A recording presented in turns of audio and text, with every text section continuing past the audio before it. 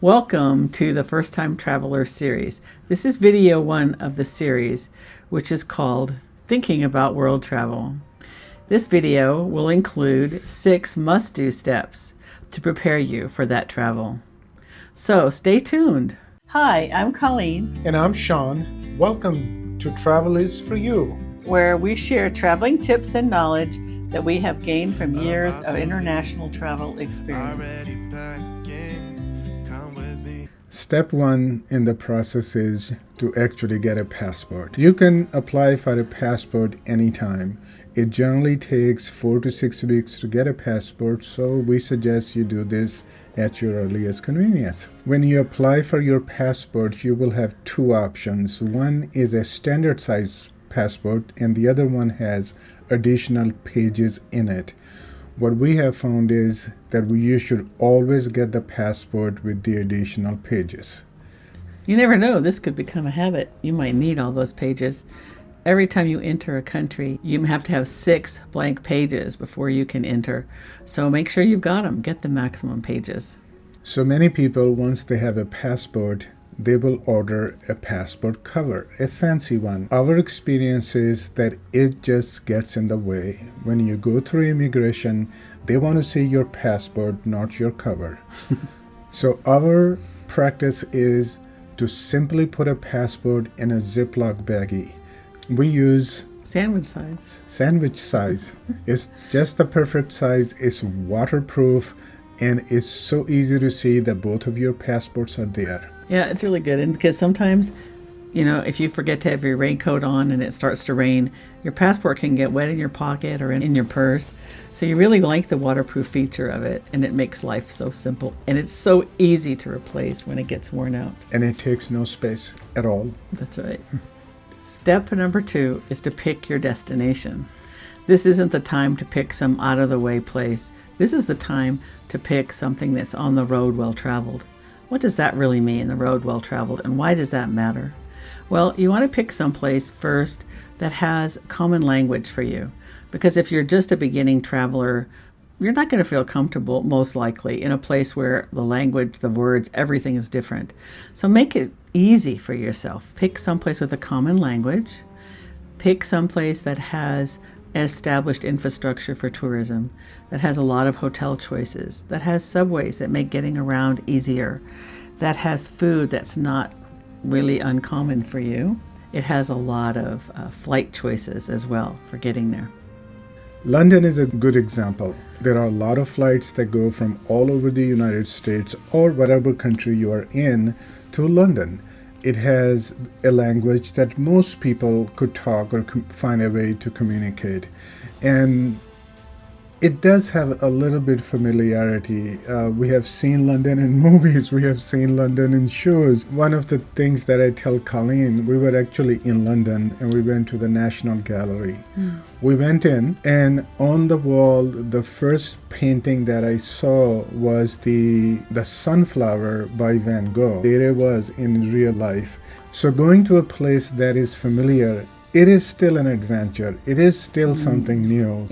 But it's a much more comfortable adventure than, say, if you picked for your first trip or your beginning trips to go to Da Nang. We are recording this from Da Nang. From Vietnam.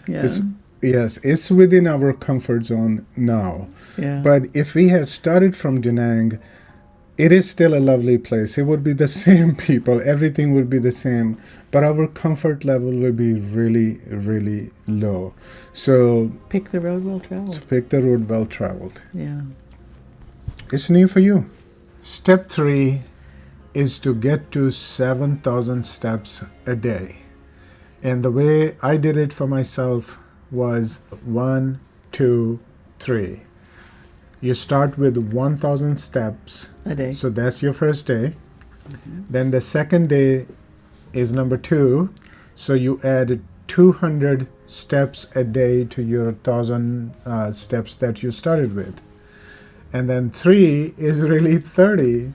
It takes you 30 days to get to 7,000 steps. By adding 200 every day. By adding 200 every day. So 1,000, add 200 every day, and in 30 days, you will be at 7,000. 7,000 steps is what we practice, And it gives us so much liberty to go travel and be wherever we want to go. Because if you don't get to 7,000, you feel really, really tired. So that's one of the best preparation that you can do to enjoy your travels. When people are traveling, they walk a lot more than they do at home. So even if you think you're pretty active at home, you're going to probably be more active when you're out traveling. We've had days, not to scare you, but we've had days where we've walked 24,000 steps or more in a day. And those aren't every day. And we didn't walk them all at once. We walked maybe 10 in the morning and then another 5 at lunch and another 7 or something in the afternoon, in the evening. It's spread out. And as long as you have some endurance, which is what you're building up with the 7,000 steps, it's not that hard to do. And if you don't do it, you're going to miss out. You don't want to miss out on the Van Gogh sunflowers. You don't want to be thinking, gosh, I need to go find a place to sit down. You want to be able to enjoy what you're experiencing. And the only way to do that is to prepare and to build up some endurance. Every museum, every monument you go to, you end up walking. So if you don't walk, you miss out on things. So 7,000 is the benchmark for us. And I have seen if you can do 7,000, sky is the limit. But 7,000 will get you there. Step number 4 is practicing eating different food. We all have our little routines, maybe eating hot dogs every day. Well, you're not going to be able to do that all the time all over the world. So this is the habit of learning to eat other kinds of food, just so you're a little more comfortable. So, go out to restaurants with cuisine from different countries. If you are going to Vietnam like we are, which we don't suggest for your first trip, but before we came to Vietnam, we ate at Vietnamese restaurants in Santa Fe.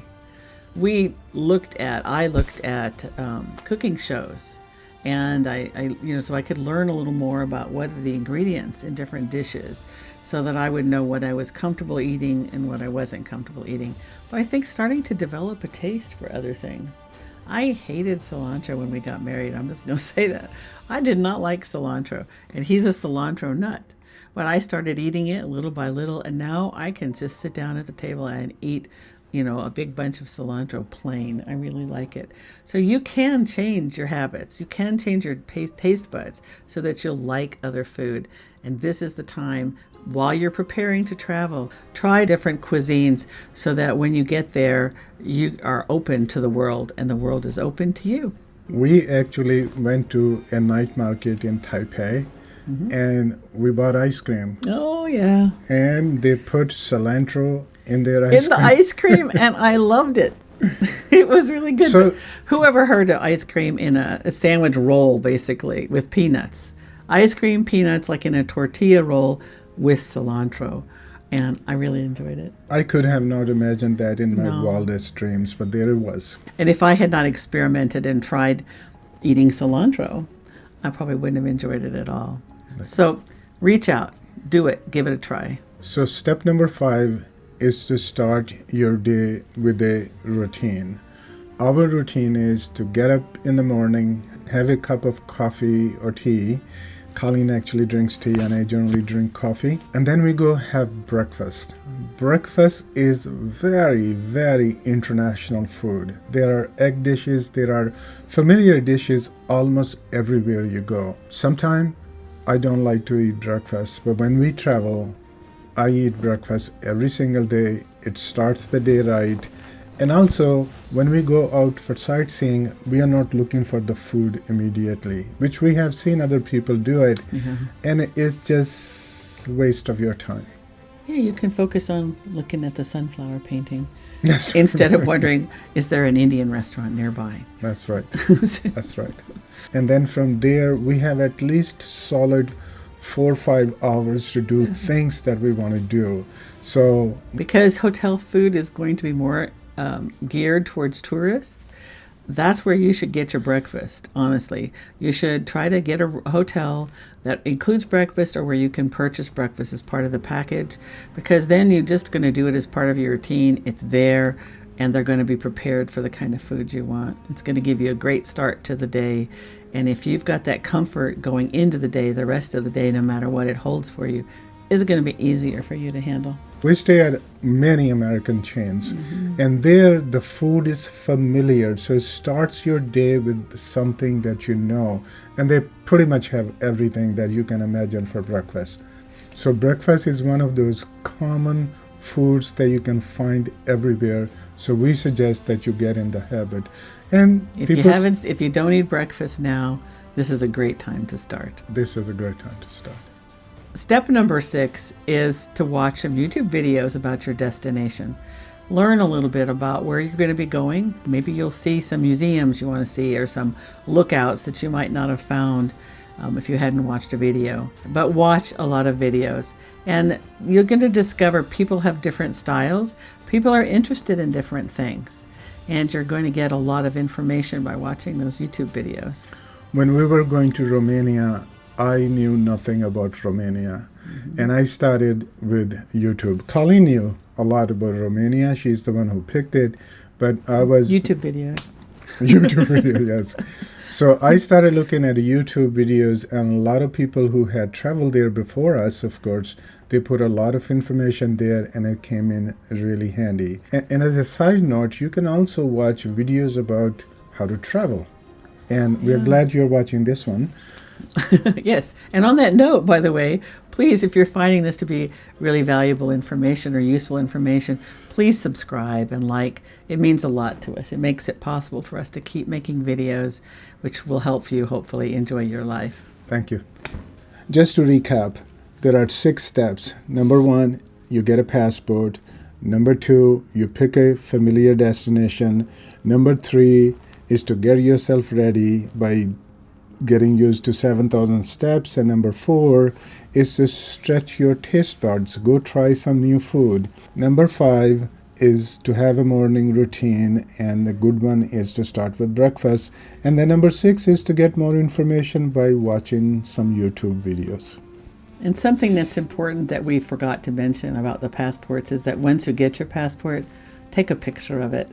Put it up in the cloud somewhere so that if you lose your passport, misplace it, you have a copy of all the information. It'll make it easier to replace it. It's not going to happen to you, but it's good to be ready. So now that you've passed this first stage and you've done all these things, or you know what to do, please watch the next video, which we'll post here. The next video in this series is about planning your trip. So see you soon. Bye. About to leave, already packed